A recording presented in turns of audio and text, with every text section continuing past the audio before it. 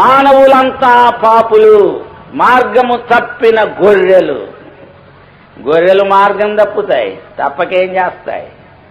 అందుకని ఒక elementary school master పిల్లలకు లెక్కలు చెప్తూ 50 గొర్రెలు కలవు, అందులో ఒక గొర్రె కంచె దూకిపోయెను, ఎన్ని గొర్రెలు మిగిలెను అని లెక్క చెప్పాడు. ఒక కుర్రాడు ఆన్సర్ 0 పెట్టాడు.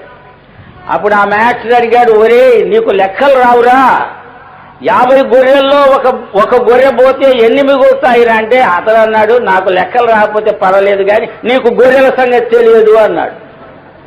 ఎందుకంటే ఒక గొర్రె పోతే మిగతావి చూస్తూ ఊరుకుంటాయా? ఇవి కూడా దూకి వెళ్ళిపోతాయి. ఆదామనే మొదటి గొర్రె పోయింది, అందరూ పోయారు అతనితో పాటు. మనుషులందరూ కూడా మార్గం తప్పిన గొర్రెలు.